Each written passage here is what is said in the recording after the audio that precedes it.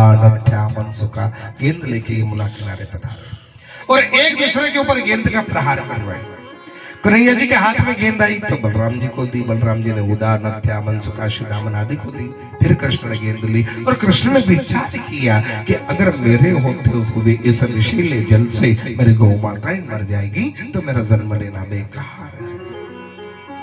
लाला ने गेंद लेकर सामने देखा, गरम गरम भाप निकल रही थी। उसी गेंद को लेकर के फेंका, गेंद काली देह में गिर गई और भगवान ने श्री रामन के मन को पिघलाई दियो।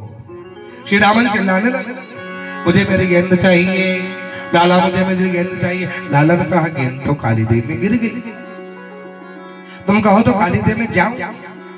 लाला गई क्यों कहो तो काली देह में जाऊं। तो श्री दामन ने क्या कहा कि भले तू काली देह में जाने वाले तू गंगा सागर जा, पर मेरी गेंद लेके आ। भगवान ने बांसुरी को एकत्र करी, कदम के पेड़ के ऊपर चढ़े, छलांग लगाई। आज जैसे ही यमुना में छलांग लगाई, यशोदा को अपशकुन दिखाई दे रहे, रोहिणी को अपशकुन दिखाई दे रहे। मंद मंद वायु बंद हो गई, पशु पक्षियों का कलरव बंद हो गया। आज यमुना नो जल रुक गयो। गौ माता की आंख में आंसू टपके।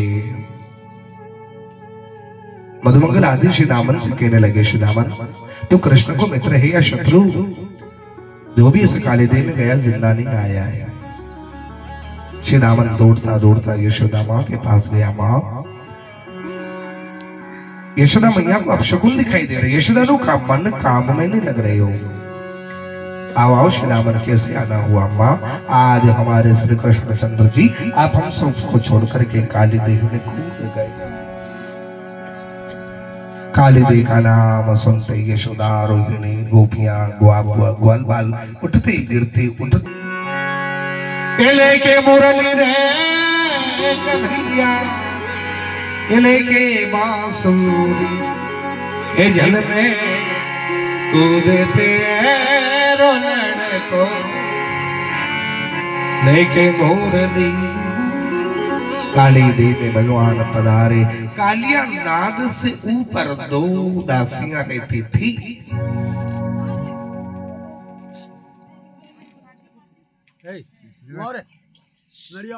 बड़ा दूरी दासियां कई काम कि अगर बड़ी काली देह में कोई गिरी जा तो वह एक जने नीचे जाइने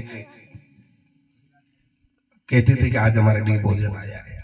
पर आज भी दो ही भगवान जब दोनों खड़ी है दासियां, भगवान दोनों के बीच में पहुंच गए और दोनों भगवान के सौंदर्य के मकरंदनों गान करे। एक कहती है, देख एक बालक कितना सुंदर है, इसके केश कितने सुंदर है, इसके नयन कितने सुंदर है, इसके कपोल कितने सुंदर है। बड़ी उत्तम पीताम्बर से बिजली को मात करने जैसा पीताम्बर। तो वे दो ही भगवान के सौंदर्य को मकरंदनों पान करे। और लालजन का आप कौन? बोले हम सेविका है। नीचे कौन है? कालिया है। क्या मेरी गेंद आई है? हाँ गेंद आई है। भगवान पाताल में पधारे, कालिया नाग की पत्नियां खड़ी। आप कौन है?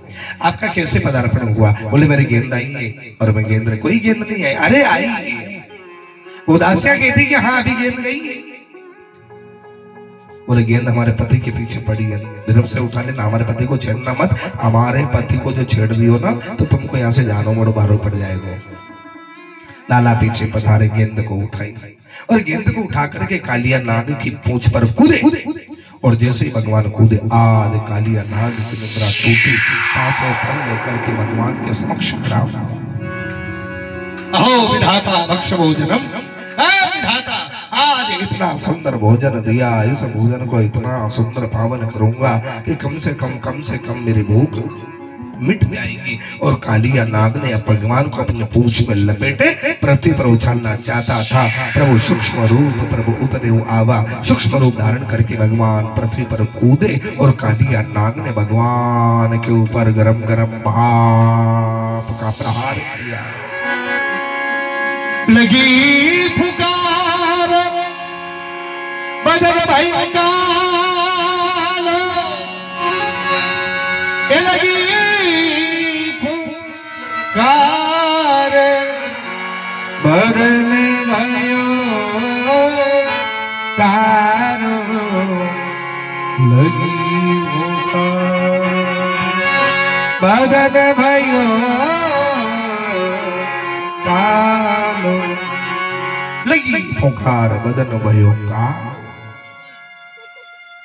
भगवान ने कालिया नाग के पांचों मुखों को पकड़ करके एक साथ धकेल दिया। आकाश मार्ग से देवता लोग पुष्प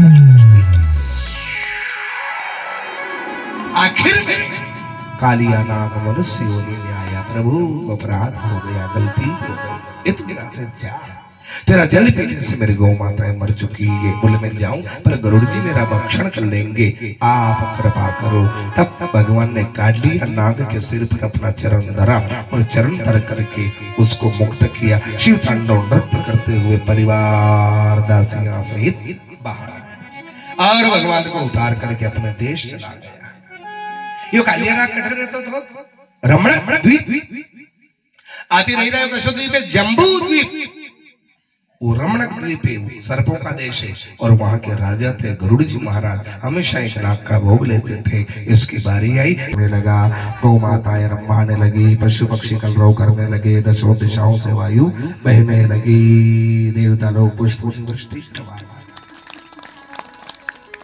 गोपियों ने एक समय लाला से कहा, लाला एक मन में शंका। बोले क्या? बोले जब आप काली देह में गए थे उससे पहले तो बहुत सुंदर थे, और जब से आप काली देह में गए तो आपको शरीर काला पड़ गया, ऐसा क्यों? भगवान ने कहा कि शरीर काला होने से कोई प्रावधान नहीं है, मन काला नहीं होना चाहिए, मन पवित्र होना चाहिए। तोरा मन दर्पण कहलाया, मन पवित्र होना चाहिए। अगर मन में पाप है, मन में गांठ है, मन में अनेक विकार हैं, तो कितने भी भक्ति कर लोगों कभी परमात्मा को प्राप्त नहीं कर सकता। गोपियां भगवान से भाव प्रकट कर रही है, क्या प्रश्न कर रही है? जरा इतना बता दे कान्हा, तेरा रंग काला क्यों? जरा इतना बता दे कान्हा,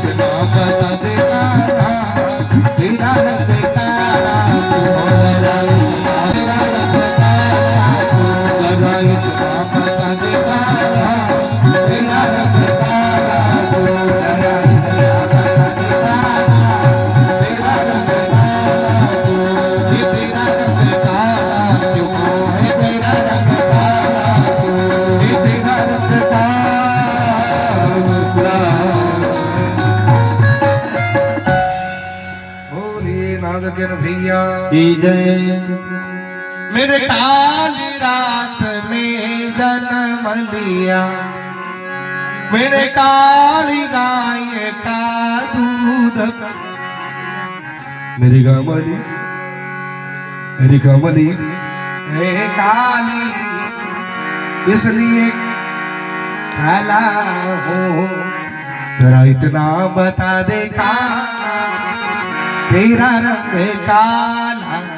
लेकिन भगवान आखिर में कही शायद शब्द थी आपने शिक्षा મળે, जिस जिसने मेरा नाम लिया, मैंने उसी को भव से पार किया।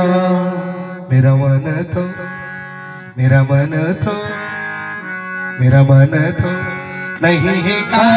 गोपियों की शंकाओं का समाधान किया। समाधान करने के बाद में परमपिता परमात्मा